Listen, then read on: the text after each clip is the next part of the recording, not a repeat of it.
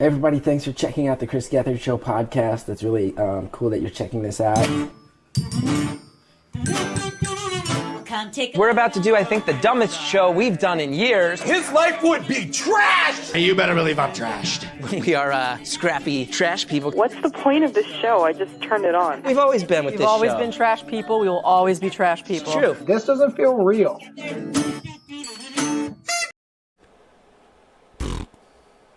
Hello! Live from my grandmother's basement, we are the Trash People. I'm Emily Pineapple. And I'm Forrest, keeper of the Canon. And each week we talk about things related to the world of streaming alt comedy. That's right, friends. Streaming specifically on Twitch. Welcome, everyone. I am so excited for today. We have a wild interview lined up for you.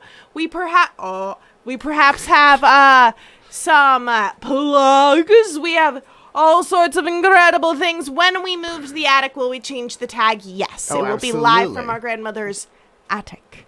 We're gonna start off this episode. Hello, Lena. Hello. As we start off, hello, Mercury. As we start off every episode, with a little fun little time that we like to have. What Call. time is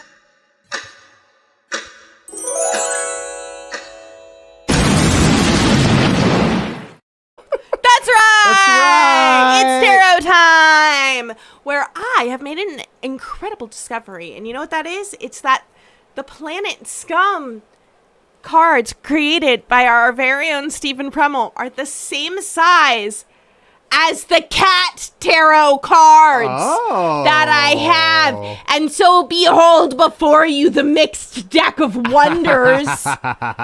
Yes, if you create a card that is the same size as these, oh, you know I will put it in this deck and I will pull it. I will read the cards. Okay. Friends, let's look at our first card. This is our theme of the week. This is sort of what we're dealing with this week. And friends, it's... What's our theme? Oh, the foundation. The foundation! Look at that. The foundation. This is our Bryson card. A beautiful Planet Scum tarot card designed by our very own Stephen Premmel. I like the deck of We many have trash described the patriarch, or sorry, the foundation as the patriarch without the patriarchy. Look at him on his nice big throne. I heard a very interesting read on this card. This is based on the Emperor. Yes. And there is a huge abundant stream, or like ocean, essentially, in the previous cards. In the Empress. And Here's in the Emperor card zoomed in way too big. the High Priestess, which come before it. And what's interesting is that the stream has been reduced to just a little trickle. So I wonder how much of this card, in addition to the Emperor, is sort of like about the masks that we put on. Masks. Because it's the patriarchy and it's masculine. And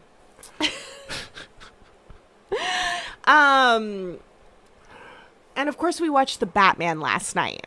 So I am thinking all about the mask and masculinity. That was 2 nights ago. That was 2 nights ago? Yeah. We should watch it every night. We should watch it every night. We should. At least every week. We have 3 hours every night that we can spend watching the Batman. So yeah, the foundation, the beginning of our project, that from which we control the waters of the unconscious, little stream, and set up our empire. Let's look at what our worst case scenario. You Deuce Mercury. The next time I watch it, I'm going to count how many scenes are about boots. It's at least every other scene we're either looking at boots, we're on a close-up of boots, someone is noticing someone else's boots, and it moves the plot along. Boots. Boots are really like the MacGuffin of... Huge. The Batman. Matt Reeves. What other fucking movies has he done? Planet of the Apes. The first one? He did at least The one where last, the apes beat up the SFPD? He did at Because least I'm the here last for that. 2. The Boot Man. Yeah, The Boot Man. Well, while you look that up, here's our worst case keep going. scenario for the week. This is what's getting in our way. This is what's getting in our way. And look how pretty the kitty card is. Oh, it's so pretty. So what we've picked up here, of course, this is a huge divergence. He only did Dawn and War. Oh. Not their I didn't see those. Oh, he did Cloverfield. Yeah. Gideon's Crossing. Homicide. Life on the street. I do like that. Oh, he did let me in. IMDb lists the Batman deleted Arkham scene as a separate credit from the Batman. So what we have here is the Four of Cups. Okay.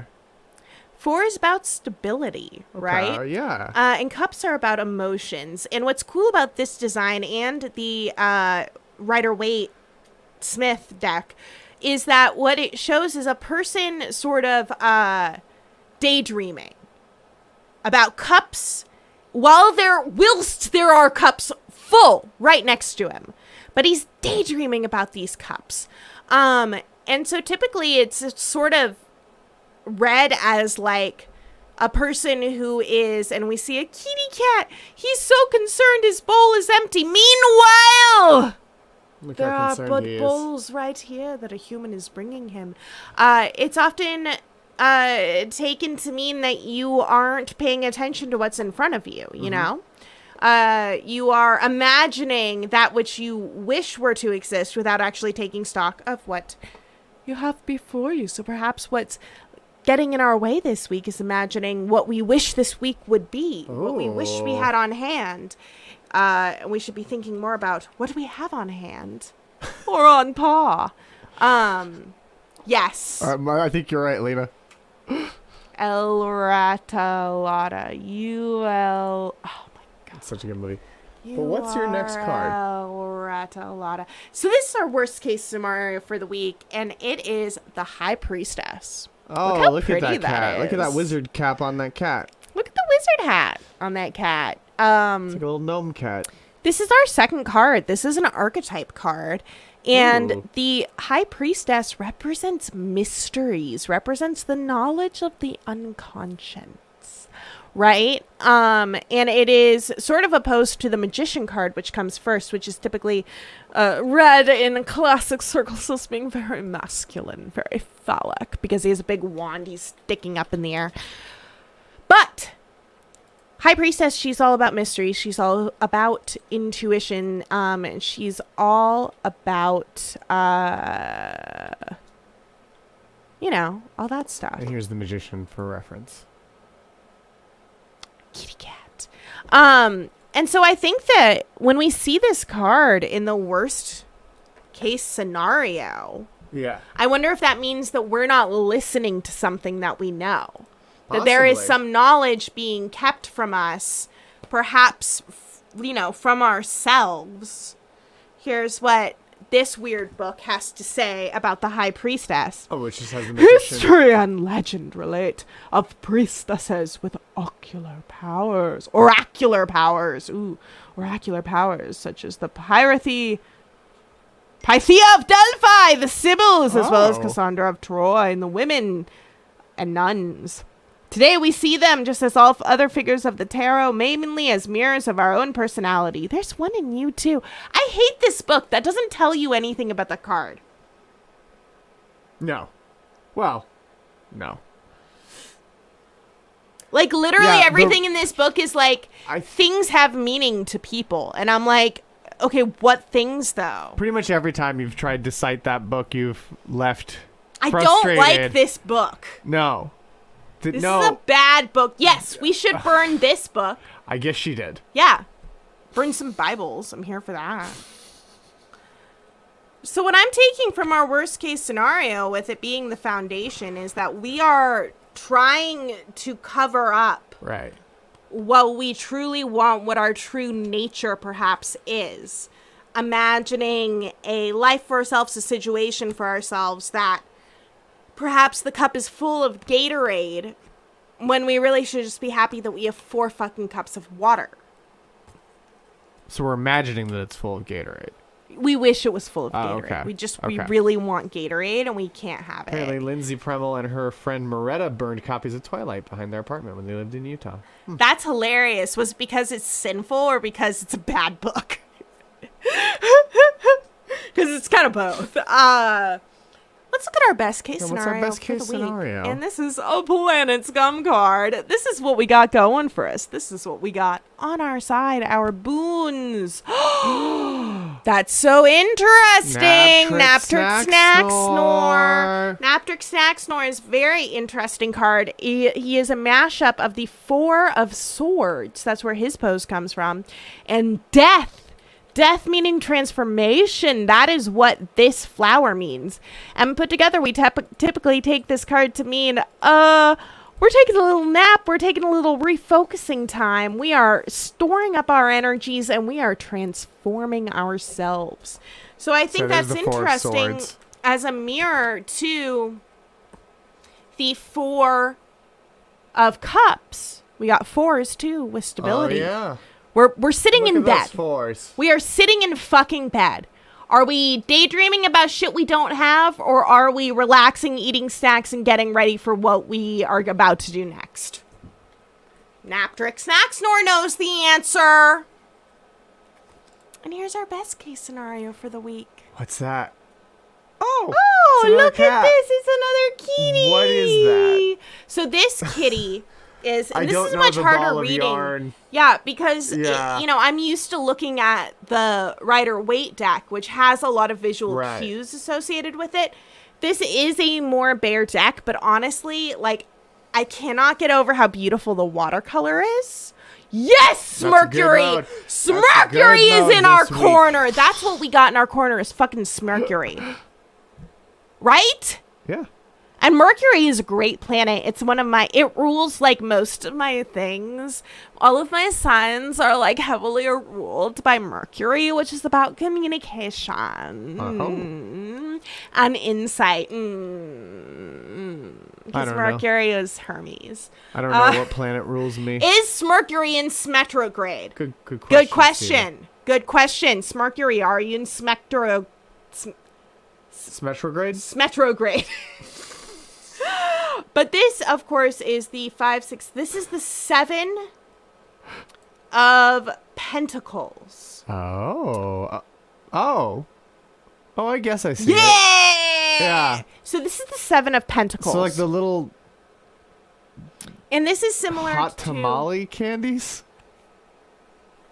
What? No. What are those red dots? They're little kibbles. Oh, okay. They're kitty kibbles.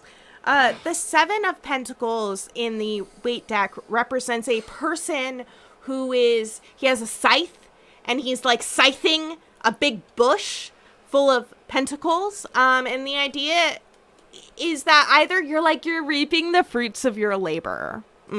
Wow. You're reaping those fruits, and they're so delicious. I think he looks kind of bored. I think he's just kind of like, oh my God, I have... That is not the 7 of Pentacles. I thought you said death. Sorry, I'll go get that. No, Death's flag is the same flower that we see. Oh, it's the Cotner. On Patrick Cotner, flower. which is Right, a magnolia, right. and it represents rejuvenation. Yeah. So here we got the 7 of Pentacles. Taking a little breather before you. There we go. You reap the rest of your stuff. 7s are a fun number. I like 7s a lot. I don't know where my good Lena focus- pointing out that the cat toy looks like an eye from afar. It does, actually. It really does. Yeah. It's like, it looks like a robot eye. It's like looking at, that which is to become. Much like Transformers with Cups, Tarot, there's 4 of more than meets the Cups. eye. We're on Pentacles. Yeah. 7 of Pentacles. Yeah, the 7 of them. There's a whole 7. Okay. Seven of Pentacles. You may have a mountain of effort and difficulties behind you or in front of you.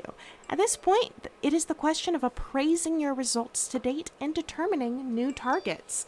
That's very interesting because we have resting and thinking about the future on both sides with our Cottoner and our Four of Cups. Yeah, interesting. As well as, this sort of looking over the fruit of our labor, is opposed to the High Priestess. Do you read any Best significance case, worst case. into which cards are cats versus like which cards are from which deck? I could. Cats hate you. Okay. So all of I mean, that tracks. I could. I didn't really think of it. Just Okay. sort of like both of them, how they relate to the Rider-Waite stuff, and Yeah. also like how they take the elements together. The cat ones don't have a lot of those symbols. Right. Like, Whereas the the Planet beautiful Scum Planet ones Scum have a lot ones have more. a ton of symbolism Yeah. that I can pull from the traditional deck and just from like other stuff. Right, It is right. a pretty sparse It's just a different philosophy of how to approach a tarot deck. Like But- this one is Seven of Cups. And you can see it's another person kind of like sadly looking at shit. Well, cats just look sad. Cats just look sad. But yeah, I think that that's really interesting. Let's look what our advice is. Yeah, what's our advice? We're trying to set up our foundation. We're trying to figure out what we want things to look like. We have to take a breather. We Right. have to try and figure out what it is. Either we're going to keep daydreaming about we don't have, or we're going to miss the signs of our intuition, or we're going to... It's true. It might be. You might say it's a bored cat Ha soul. ha ha! I love that. Or we're gonna take an evaluation, do some self-care, and really evaluate what we have so far and what is in front of us, rather Yeah. than what we are dreaming might be in front of us. And our advice for all of this, our advice for our foundation is, it would be the next card. Seven of Cups. No. So sevens are about, transformation. I really need to look that up again because I had a really good mnemonic in my head, which is of course now gone. Seven of Cups. Okay. This is actually one of my favorite Rider-Waite cards because it has this fucking magician like manifesting a bunch of crap in cups. Like, look at him. He's wearing a fucking magician suit. Right. Yeah. He has like a little dude's head and like a creepy snake and like a tissue. I don't know. That is so a I wild fucking card. love this card. Here, nothing is obvious. Fantastic possibilities open up before you. Choose what you will. Cast off the shadows of the past and seize what is yours to take. Or, in your fertile imagination, you live in a world of wonders, while the real life leaves you in shadows. Desire and reality are like day and night. Wow. So I feel like in the context of all of the other cards, it's just like you can manifest whatever the fuck you want. You just have to do it. You just have to make the choice. Ooh. What bowl of food are you going to eat from? Okay? You have to make a choice. And everyone just does. If you put a bowl of dog food, two bowls equidistant from a dog, it will not just starve because it cannot decide which one to go to because they're both identical. Which is like, what? Is that like a philosophical thought experiment? Probably. That sounds like it. It's definitely a thought experiment from some point in history, which is like, that's never happened. Like, it just fucking picks. Just like us. We just fucking The bowls pick. are your passions. You must You choose must which to eat from. Inside all of us are many bowls of treats. Which one is strongest? The one you Probably eat. the chili lime one, because there's a lot of chili in there. Of course, Clancy Kramer only has one big bad wolf. Friend. All right, friends, that was tarot time. That was tarot I really time. liked the mix-up of different Yeah. formats of cards. Yeah, it was fun getting to do that and get to compare the two and really learn more about those approaches to tarot deck making. Hell Hell yes. Friends, it's time for our second bit of the day. That's right. We have one more bit before we have your incredible interview. It's time for...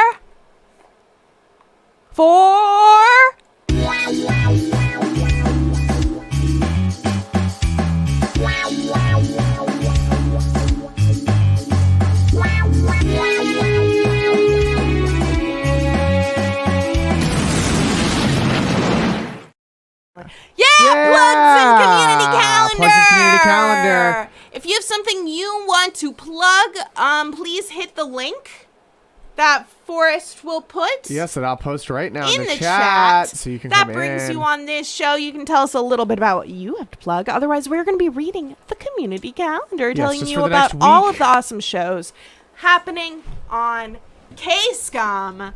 That's right, on the Planet Scum community Discord. Tomorrow at 8 p.m. Eastern, 5 p.m. Pacific, there's the Smules in Session Nostalgia Runoff show with Eric Germ, where so many people just submitted nostalgia-based songs to Smules in Session that it warranted its own separate show. Yes, there was 4 hours worth of songs.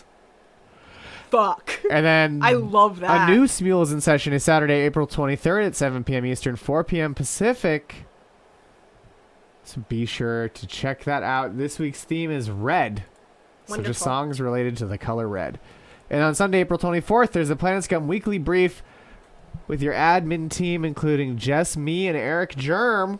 That's right. Where we're going to give you updates on the Planet Scum community Discord and so much more. And probably I'll end up talking about the WB store, because that is usually what happens there. And then at 6:30 p.m. Eastern, 3:30 p.m. Pacific, it's Deep Space 69, a Planet Scum Star Trek book club, where they watch 6 episodes of Star Trek Deep Space Nine and then every other week they come on and talk about it. I don't know if Jess is back for sure, but Jess's name is on the calendar, and I read it out. So... Jess. And then the last K-Scum calendar plug before we loop around again until next week. Well, there's actually a couple. On Monday, April 25th at 7 p.m. Eastern, 4 p.m. Pacific, it's Even an Android Can Cry with Susie and TV's Nick Minnick, where they're going to talk about the Moon Knight. And then this is after next week's show, but on Friday, April 29th at 8 p.m. Eastern, 5 p.m. Pacific, there's K-Scum Theater Presents Community Season 3, Episode 3, where people will be reading out. Exciting. What's at 6, Blogtoven? Yeah. What's going on? Are we having some confusion on the calendar? Fugue state when I read that. At 7 p.m. Did I say 6? Oh, anyway. Next Friday, 6 episodes. Oh, I think it's 6 episodes. Is it? Just check the plugs thread. For more information directly from Eric. 6 episodes. Okay. Oh, okay. But we also have a community plug. Please welcome plug McDougal! Hey. Plug your plug. Oh my god. Your plug. So much. Plug your There's so many plugs for the broadcast as well. There's Hell yeah! I mean, so that last night was the first What's Happening with Robert Pattinson. That's Which right, is on the very Board fun. Castle. Incredible fucking show. You want to hear about the news with Robert Pattinson. You want to hear about the news To clarify, with the Batman. To clarify. It's you the want to hear Batman. about the news with Robert Pattinson. Yeah, Robert not Pattinson. News about Robert Pattinson. It's him. Robert Pattinson is... It's not exclusively... Friend of the show. Yeah. Friend of the Board show. Castle. Yeah, multiple time guest Robert Pattinson decided he wanted his own show to talk about the news, and I showed up before. I was like, I need to go to bed at 10 o'clock, and I was going to just come in and say hi real fast and stick around, and then Robert just pulled me into the show, and I was on for like a half hour. It was amazing. That was great. It was a lot of fun, and I think that show's gonna be monthly. It sounded like. Okay. And there may be another Tuesday night show. I can't remember, but I know the other one that was announced is the one that's this Saturday at, I believe, 8 p.m. Eastern, 5 Pacific. The Oscars but better. And Oh, yeah. Oh, there's Sunday. I thought it was Saturday. Maybe I'm wrong. We'll find that out. Looks for like sure Sunday, soon. April 24th at 5 p.m.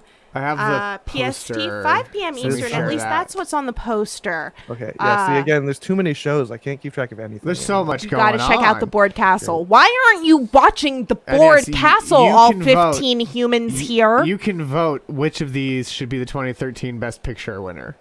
which is Yeah, so- amazing. Yeah, the premise is that Clancy and Jamie, who is another longtime amazing guest, Who broke Clancy's couch? broke the couch. She's got the big poster behind. But they are going to do a show where they go through the Oscars every year and see what did win and then decide what should have won. I love and that. They're both very funny together. It's going to be a great show. And apparently the first one is this Sunday. So I'm excited. I'm excited. Hell I'm yeah. excited to see what the Oscars could be. It's going to be Should good. be. And I was pitching other things, and I might end up having my own. Oh! Because I was like, there's too many good shows. We need a bad show. So I was like, maybe I'll just because I was thinking about doing a show where I just water my plants at the same time every day for I love that.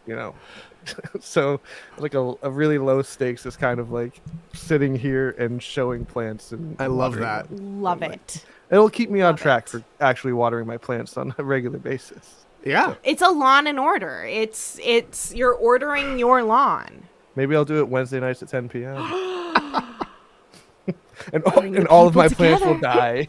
Bring the people together. You're gonna overwater. All these It'll be fucking plants are gonna once a week. drown.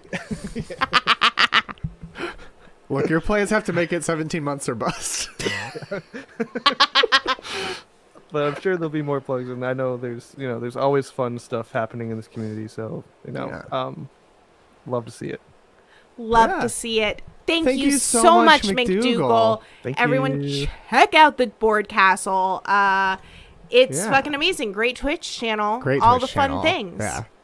Thank you so much, Yeah. McDukes. Thank you. Oh, and check out McDukes. Yes. Tell us your YouTube, Yes. because The thing- McDukes has hilarious videos. I feel like And clips. I tweet more than anything for some Yeah. reason. Tweet. That Give us your your Twitter's Twitter. got some. Yeah, You it's have just some great videos. I do. Yeah, I'm just trying. Anytime there's like something live on, like that's been my thing for a long time. Anytime something is happening live, I try to get something clipped, edited, and posted live. I just think it's fun to It's get. so fun. It's very fun.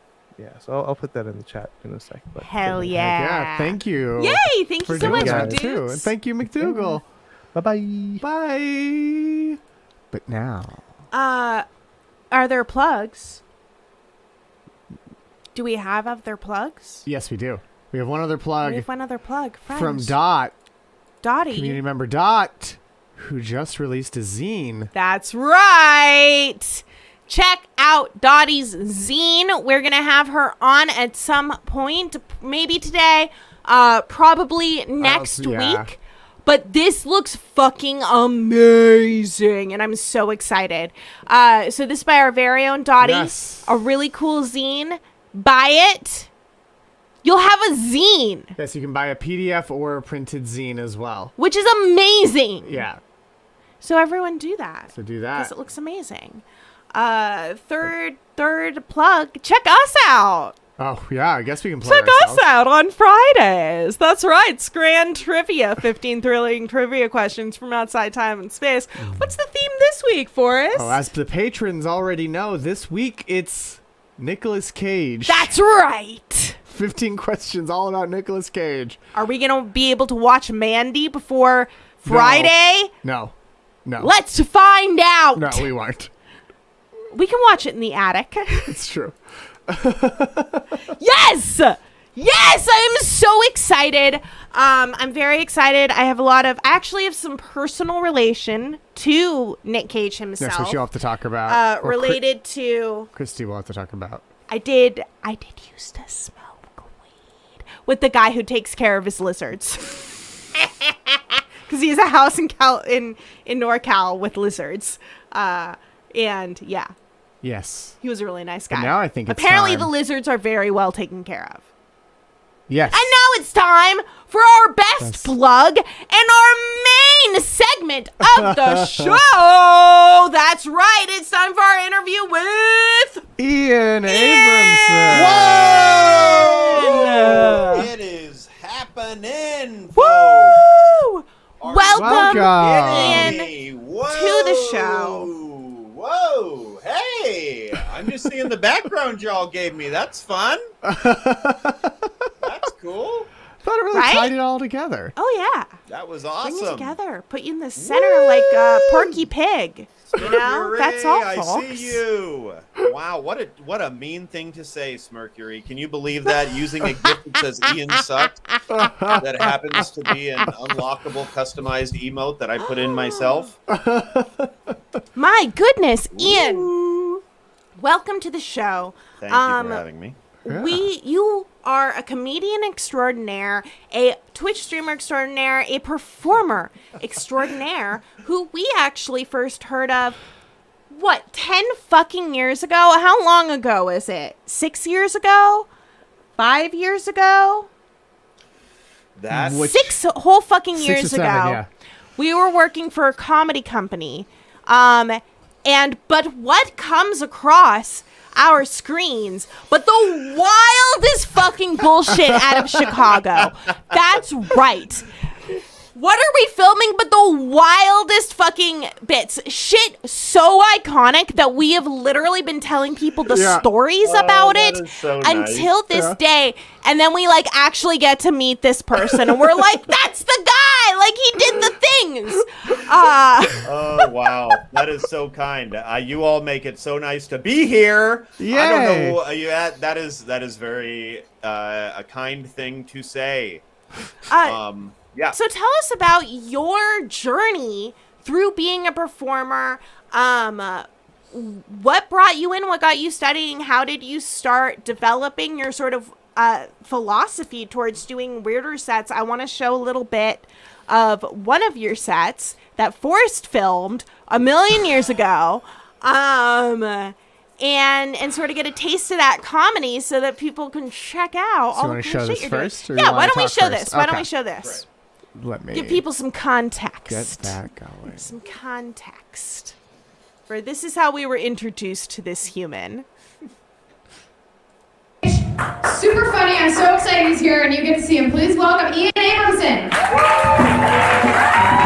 Speaking of time, Lena. All right, keep it going for you guys. Yes. I like this guy's enthusiasm. Keep it going for him. Oh man, my name is Ian Abramson. I just got out of a relationship. My ex-girlfriend said that she was tired of walking on eggshells around me.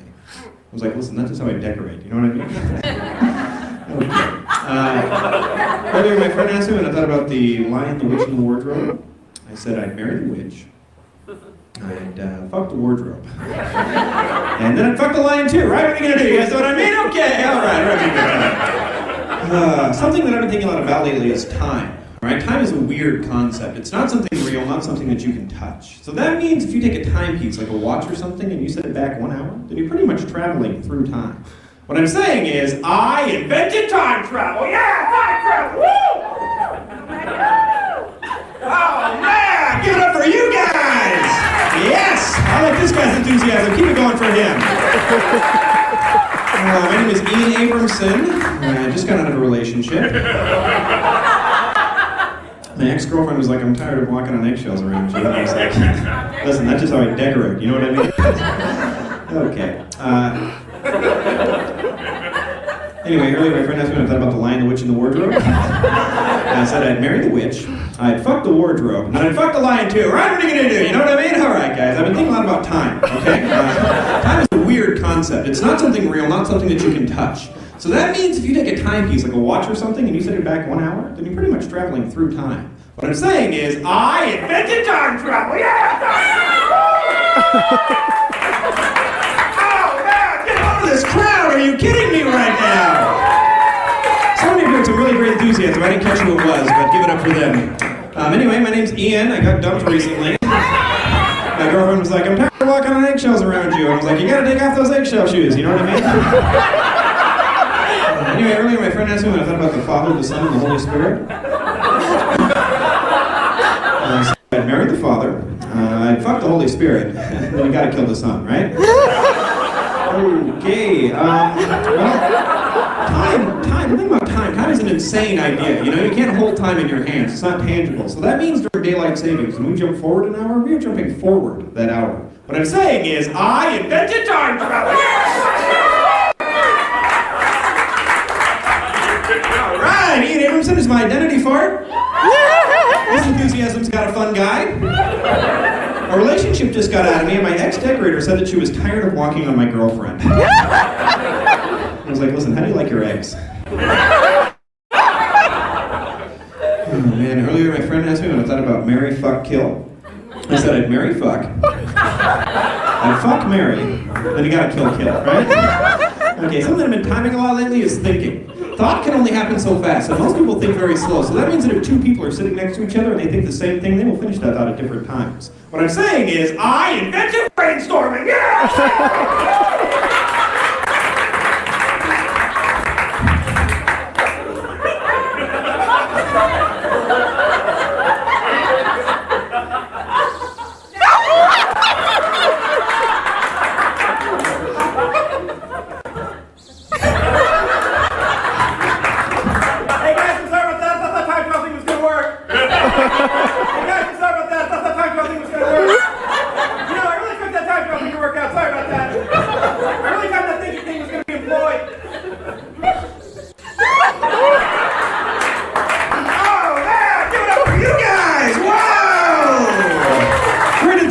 Sir, I love it.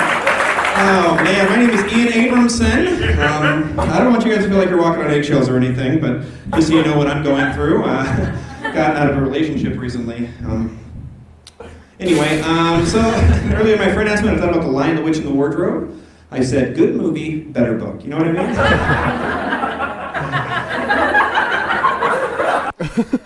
Yes! Amazing. That is the bit, the time travel bit. And that is something that is definitely in between comedy and weird bullshit. Tell us how you got into comedy and weird bullshit. Oh, that is it's my favorite funny. Convergence. Oh man. Wow. I'm not good at talking about myself in this way. I got into comedy. I moved to Chicago with Tim Barnes, a friend I went to high school with, and Zephyrin says that he's beginning to believe that this guy didn't really invent time travel. I mean, you just saw two of them. Yeah. Yeah. How would that be possible? It is funny to me that I did that joke for a long time, but it was before that was like, it was before Into the Spider-Verse. So now now it looks a little more like hip. Back then it was a little more like, weird. But now it's a little like, like a Marvel movie. Nothing wrong with that, but just like a vibe I'm surprised to find myself inside of. You know what I mean? Have you done this? Have you continued doing this bit? Is it a bit that you've done recently? I mean, post-quarantine stand-up changes a lot, and then this is a very old bit for me. But if I'm doing an hour, I would probably open with this, unless it's a specific hour that I'm doing. Yeah. Hell yeah. Yeah, so you moved to Chicago with your dear buddy. Did you move with the intention of doing comedy specifically? Yes, that was the sole intention. Tim and I were in the area we grew up in, which is in Southern California, but is a. Are you from Southern California? You're from Northern California, aren't you? I am from Northern California. Yeah. I lived in SoCal for a little bit. What part? But I'm back. LA. Heard of it. Yeah. I'm in LA now. So when I tell people I grew up in Southern California, it immediately sounds like I grew up in LA, because even when people say, no, I'm not from LA, they usually are from quite closer. Yeah. But the Inland Empire feels like ages away, you know, as that in that sense. Yeah. Absolutely. And that's all I have to say. Thank you. Fair Comedy. What drew you to comedy specifically? Because you had done theater previously, which is, Someone read my bio. I Got a pretty have no good idea if that bio. mentions in my Represented bio. by Gersh. That's right. That's right. Yeah. Shout out to Gersh. Shout out to Gersh. Man.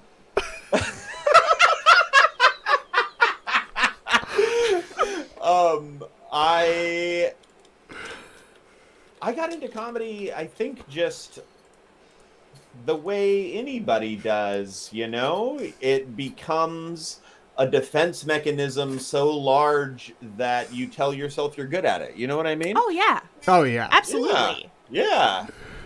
Everybody's funny sometimes. I really did enjoy being funny, and I knew I wanted to write, and I knew I loved to perform, and so that eventually led me to stand up. Mm-hmm. Interesting, yeah. And when you started doing stand-up in Chicago, of course, is sort of a hub of alt comedy, of like weird shit that people are doing. What was the first show idea that you had that you did where you're like, all right, this is pretty fucking weird, but I'm going to go with it? Wow. Do you have a first one, or do you have like a favorite one? What's great, I am really touched the thoughtfulness with which you are asking me questions. I have like a spiel about like, and this is 7 minutes in Purgatory in 30 seconds. You know what I mean? Like, let's go through it. But you're really getting into it. So I will do my best to give good answers. Thank you very much. That's so kind. I'll start by saying that Chicago, legendary comedy town, will always be my favorite comedy town because that's where I started as a comedian, and it feels like a fraternity in that sense. If you meet a comedian from Chicago from decades and decades ago of any size, small, huge, whatever, they're kind of in the same frat as you, It's like, oh, wow. Hey, fun. I want to talk to you. Does this place still exist? No. Yeah, we have no connection to each other other than one of the biggest cities in America where we really enjoyed the most popular genre. Yeah. But that would be enough in that. And I went there thinking I would get way more into improv. It has a huge improv and sketch history and wonderful schools for that. And I took classes there, and they were good classes. But at the end of the day, I just took to stand up more. I liked the freedom and the structure that you could kind of give yourself, and that you could just do it. Improv was not as easy to just start doing, and stand up you could, and that's what I wanted more than anything. So I started going to this show called Entertaining Julia with the Putterbaugh sisters, and to this day, the Putterbaugh sisters rule. They are so cool. Yeah. That was my favorite show in Chicago when I was coming up, and it really felt magical. And you would hear these stories about like, oh, when Robin Williams was in town, Robin Williams like came and just like hung out all night. And it was like, what in the world? And if a comedian was like doing a theater, they might do a theater on Friday and Saturday, but if they were staying an extra night, Entertaining Julia was on Sunday. And all the time you would just get these like insane drop-ins because people are from out of town, but also they know Chicago's cool, so they want to do something. And then it's like easy to leave your hotel for a few hours, do a fun show, and then go to sleep, like, it just became this, to me, like, the weirdness that has come out of the Chicago scene in the last 10 years. A lot of it is stemmed from that. Beth Stelling was the founder of that show. Like, there's a lot of people have kind of, that's ground zero for Chicago weirdness in the 10s. If you ask me, anyway.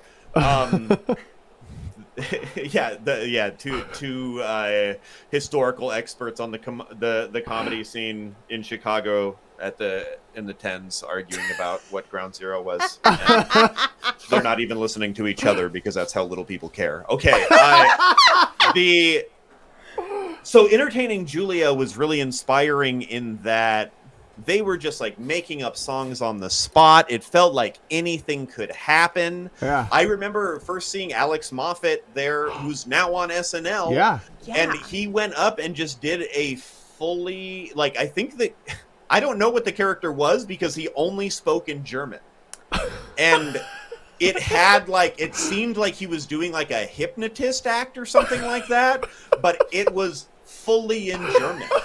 And the first time you see that, the vibe of Entertaining Julia was that in which it was like, I don't know if that's a guy pretending to speak German or a German man that they found out did a little comedy and wanted to show us all. Like, you really didn't know. I had to see him a couple times before I was like, whoa, you're the German guy. And he was like, I don't actually speak German. I was like, what? So I was there every Sunday because it just was so creative there. They would do like some fun themed shows, like I think they did. Roast shows kind of do this now, but they would have like Disney princesses all do sets, and they would just vaguely say like everyone on this show is a witch, and then it was like, okay, cool, which witch is which? And I don't know, they cracked me up. All of that to say, when I started thinking like, oh man, what would I want to do? Like, what kind of shows would I want to do? I decided to put on a funeral for legendary prop comedian Henry Soapfloats. Real person, you can Google him. You will find many articles written by me about this legendary Chicago prop comic who died at 130 years old. And wow. When I moved to LA, we had a funeral for his uncle, who fortunately passed away right at that same time. And Virgil Soapfloats had his own funeral, using some of the same people, of course. Anyway, what I'm saying is the first show that I was like, oh, let me put on like a weird show was the Steamroller. Hell yeah. That was like a local blog who wrote about all kinds of cool comedy stuff, run by Matt Byrne, who I went on to create 7 Minutes in Purgatory with. That's so cool. And I's show. Yeah. Yeah. So I don't know I'm having real nostalgia here. So 7 Minutes in Purgatory is one of the first things that I saw where I was like, okay, this is the weirdest thing, and I am passing this around the entire office. Yeah. 7 Minutes in Purgatory is absolutely brilliant. What it is, why don't you give us the rundown? Pitch. You guys ready for this? Yes. Boom! Before the show, we were talking about how you end up developing these skills that, for weird reasons, I'm incredible at running fully with an inflated animal balloon inside of my pants. Like, I know how to keep it between my legs without it going everywhere while I'm running. And it's like, I learned that for comedy.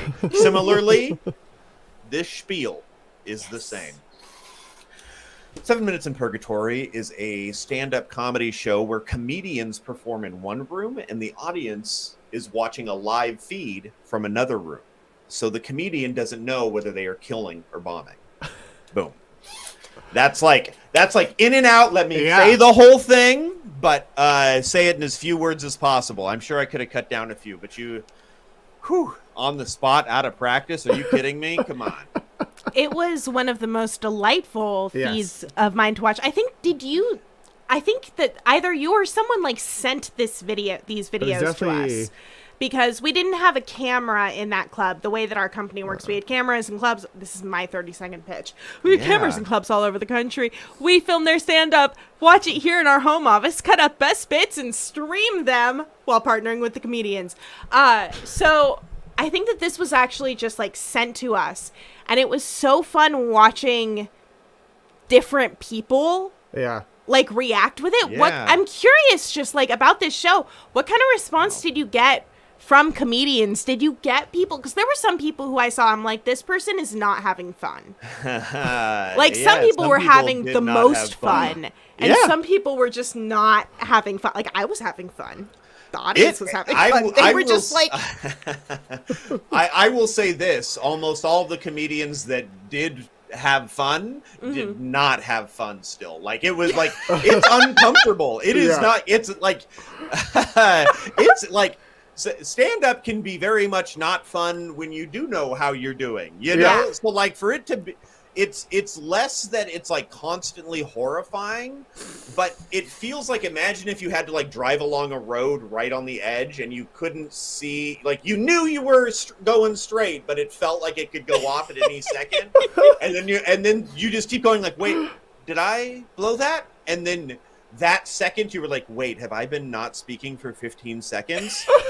And my reaction in that moment it has always just been to laugh. So if you ever see me on it, I'm cackling through my whole set, because I'm just like, it feels so weird to know that if somebody's saying, if somebody goes, you know, you are in your head about it so much, because normally we all have little things we're doing in any sentence, you know, but one little you'll just be like, they probably think it's weird that I said right? They're probably having a reaction to that. It brings out your worst fears. That makes total sense. What gave you that idea? What gave you the idea for it? An old man whispered it into my ear before he died, and I'm admitting it now for the first time. Wow. Thank you for honoring us. Was it that prop comet that you held the funeral for? It was the prop comet! So by the way, I held a third funeral, and it was for a prop comet. Okay. See, this is what I'm saying, though. Like, if you had said that in the Purgatory room, if you had said prop comet, you would have been like, prop comet. Yes, okay, and like you would have felt obligated to stop, but then felt was weird it this that you one? did stop. It's a prop comet. He made a comet that's a prop.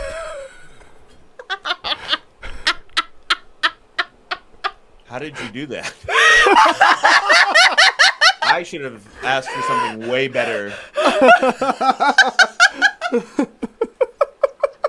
Oh my goodness. What?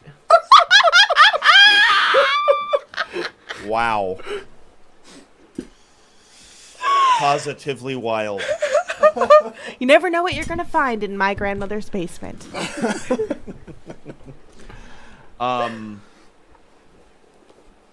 What were we talking but about? what gave you the idea for it? Purgatory. To go full comedy nerd, I was thinking about how interesting it is that with stand-up, it's kind of like one person having a conversation with a bunch of people in the sense, but the audience can kind of only say yes or no to varying degrees with their response, right? And I was like, what? A comedian is used to responding to that. What would happen if they didn't have that to respond to? Which is honestly a very boring answer. I think it's fascinating. I find it super interesting. I think it's fascinating. For something that feels like ooh, it's like when comedians would first hear about it, I think more than an experiment, they'd be like, oh man, like it's like Fear Factor, but for stand-up. And I was like, fair, okay, that's a good roast. That is absolutely what some of the comedians looked like they were experiencing. And I mean, I don't know, if you watch Wham City's set when they did it on YouTube, it's one of the most creative pieces of comedy I've ever seen. And that's 100% them. The only thing I did was like say this is a weird space, you know, like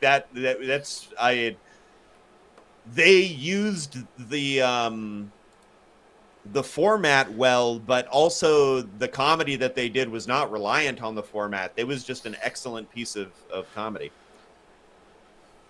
Tell me about how creating this, creating spaces. Something I think a lot about with comedians is watching their careers. You watch sets, of course, sort of the themes they like to play with.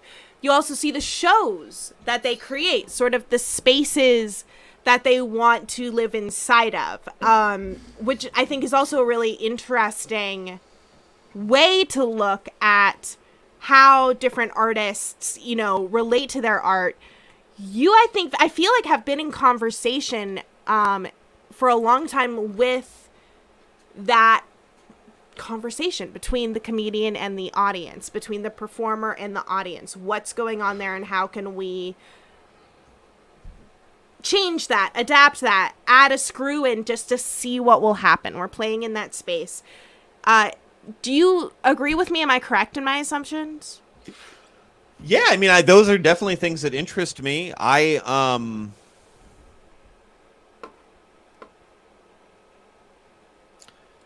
hear your assumptions. Good assumptions. I'm curious how that follows into Twitch. Yeah, sorry, yes, I wanted to make sure that I wasn't like, fine. You know, throwing things that are completely not. I was like, wait, am I just talking out of my ass? No, you're good. No. Listen, I promise, as somebody that regularly, I try not to get too, I try to keep my nerdy comedy opinions to myself, but I can't help it. You know what I mean? So yeah. Here we are, folks. Comedy show. That's what it. It's all about. You should have seen me like reading academic articles about how audience culture has changed through the 1800s. Like people used to pay extra. You could pay for an extra for like a special ticket where you sat on the fucking stage. Whoa. Like that was your ticket. You get to sit on the fucking stage in a part. The light is on you. Everyone is looking at you being fancy, watching the actors act. Everyone talked. The idea of a silent audience is like hella new. Like it literally didn't start until the 1900s. Which makes sense because people didn't have TVs, you know? Yeah. It's like now you turn on the TV, but we're like having a conversation. We're doing stuff. But I am very curious about how that thinking about how we're in relation with the audience and what kind of comedy and things that we can create that you have brought forward and that you're thinking of in your newest ventures on Twitch. You're streaming every day of the work week. Tell me about designing, thinking through ideas for every single day, what sort of themes you're playing with, and what is piquing your interest as you go into this space. I really appreciate you as an interviewer. Wow, that is such a thoughtful question, truly.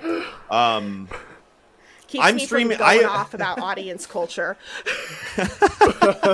I am streaming right now. I started streaming because I start streaming Monday through Friday at 6 p.m. PT every day. Every day. I stream Monday through Friday every day.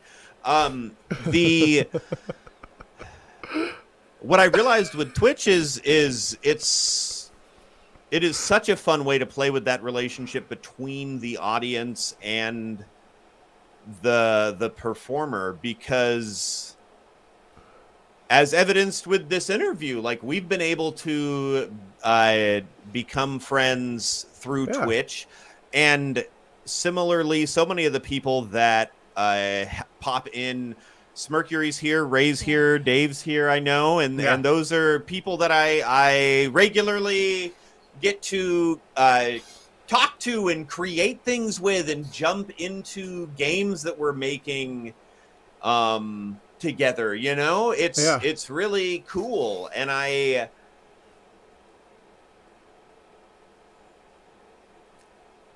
would let's say that if I'm mid-experiment, then you'll have to forgive the corniness of saying, "Wow, it's nice." But like what I am trying to play with is, what if anybody that wanted to get involved could? Yeah. What if this was a TV station that just lets you ask for whatever you want? You tell us what show you want, we will make it for you. You know? Okay. Oh, you want to come into that show? You can. Yeah. You know? And what we're going to be doing tonight on my stream, and you may be watching my stream, I don't know. This is being broadcast to two streams at once. And y'all are going to be rated right over. Absolutely. When this So ends. cool.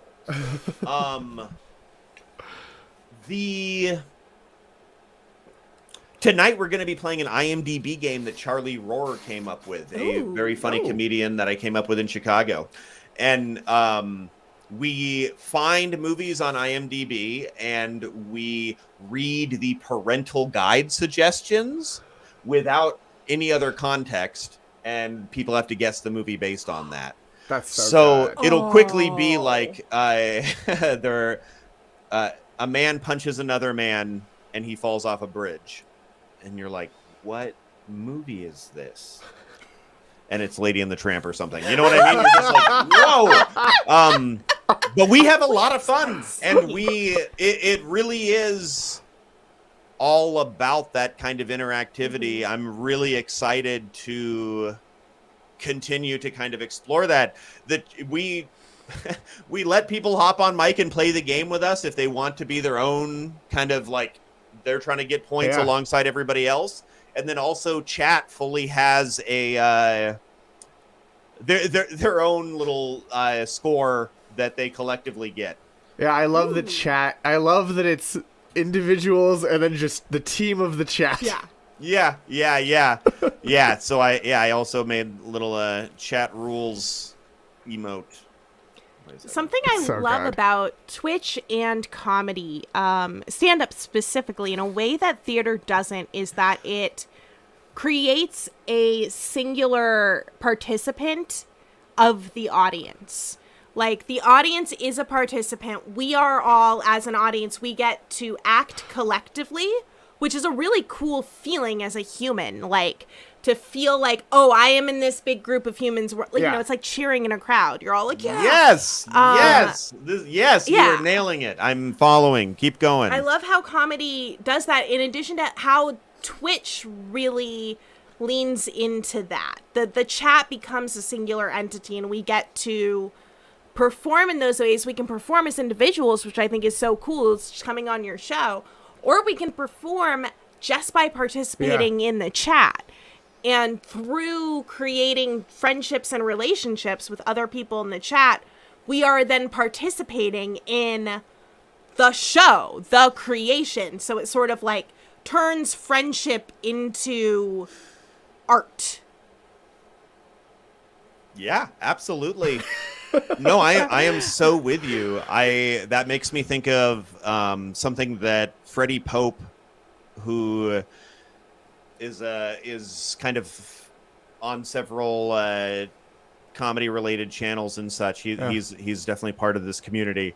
He, in our Discord, made a fully functional like bot you can role play with, and it really blows me away. I am. That's so cool. Whoa! Wait, what just happened?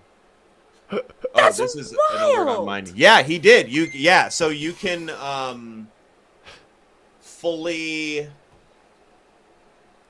type, like you go in there and it's like playing a text-based RPG with a bot, and it's so cool. God. It's getting more and more advanced all the time because Freddie's adding to it, and it's amazing. Oh my goodness. It blows so me cool. away. I am obsessed. let's put the name of the Discord. Everyone, please join this Discord. It's very fun. Everyone knows I am lame at being online, but I have very much enjoyed everything I have sort of seen there. I think you would all have the best time in it's the internet. It's the internet. Yeah, it's just the internet. Join us on the internet. Mm-hmm. Join us. That's Join right. The internet. Woo! We're on the internet. Join us. Ian, you have an incredible game to get to. Yes. And I am so excited to watch this game.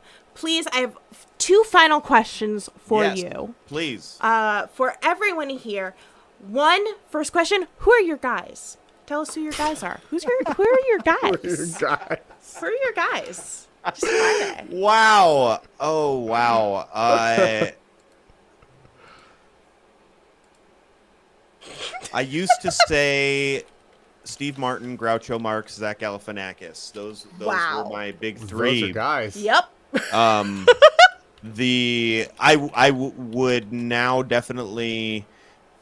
like Maria Bamford, I think is one of the best stand-ups of all time. Wow. I think she's just, also the represented by Gersh. Yeah, I know. No, I'm just kidding. I promise I do not regularly look at his roster. Can you imagine? Like, that's like Sunset Boulevard stuff. Okay. Yeah, Emo Phillips, Ron Lynch they're both huge influences. I don't know. The weirdos. Yeah. I was very excited when I saw that Ron Lynch was part of the play that you did. Yes. Yeah. The first play, yeah. Ron Lynch is Hell yeah. He's the best. Final question, Ian. And of course, I mean, we could talk for ages. I have many more questions. But final question, plug your plugs. Where can people see you? What do you want them to come see? What special shit have you got lined up on your Twitch? I would say, follow us along on Twitch, 6 p.m. Pacific time every weekday. Mondays, I'm doing interviews. This past Monday, I interviewed a woman named Turtle and her boyfriend who regularly are like hitchhiking around the country, and that's kind of their whole existence. Awesome. Today we're doing this IMDb kind of trivia game, which always is very fun. Tomorrow we're doing Ungame, which is a genuine and authentic 1970s board game designed for group therapy. And I'm telling you, you will learn a lot about yourself if you tune in to that. So we're always doing kind of big, weird, crazy stuff. Last Friday, I shaved my head because chat made me. And they're in charge. That was an incredible saga. Incredible. And the Tuesdays, you've also been doing art streams. Yes. Charlie Rohrer and Nick Tefani have been taking suggestions from the audience and doing really such wonderful, interesting art. I'm blown away. Those have been so much fun and a nice follow-up to Mary Houlihan's painting party. Yes. Woo! Tuesday's art night. Tuesday's art night. That's what I always felt like, because I had Girl Scouts on Tuesday growing up. I was a Boy Scout. Oh, hey! Wow. We got people screaming at us for all the shit you all did. I would like to apologize on behalf of the Boy Scouts. That's okay. That's all-encompassing. That's okay. I'm like, we were started by like a bye bitch. Like, please stop yelling at us about like the Boy Scouts policies. Yeah, I mean, I have complex feelings about the Boy Scouts because it was really helpful helping me grow up. It's individual troops, so it depends so much on like the humans that are around you. Yeah. So anyway, that's probably the thing to end an interview on, right? The thing that has nothing to do with either of the comedy that we're both making, and is just kind of a sad anecdote for me and Abramson. And with this sad anecdote from Ian Abramson, thank you all so much for joining us today. This is going to be wild because if you all raid me, we're already. Hey, chat, my chat, get ready for a raid. Get ready for the raid. Everybody in the other channel, please hold on. Hold on to your behinds. We're getting over to the IMDb trivia game. Thank you all for joining us. We're so excited to see you thank Friday you for joining us. and We next just rated. week. Woo! Yes. Oh, I see it. Oh my goodness, a raid? Yes, Are a you raid. serious? A raid? What? Who could have seen it coming? That is wild. Oh my goodness. Whoa. It is pretty fun that the only people in your stream had even a jump. Most of us, you and I saw each other on camera the whole time. That's fun. We saw nothing. There was no One person shade. in my stream has two things to say. First, they want to say that we are trash, and second, they want to say that people sent us. That's nice. Interesting. Emily and Forrest very much want to join and play in the game, but unfortunately have to move into my grandmother's attic this week. Yes. Nice. And so we will be watching and listening. We will be listening. We're always listening. We'll be listening. We're listening Wow. to you. It's so true. Have a good one, everyone. Yes. Have a good one. Have a Thank good you one. so Thank much. you so much.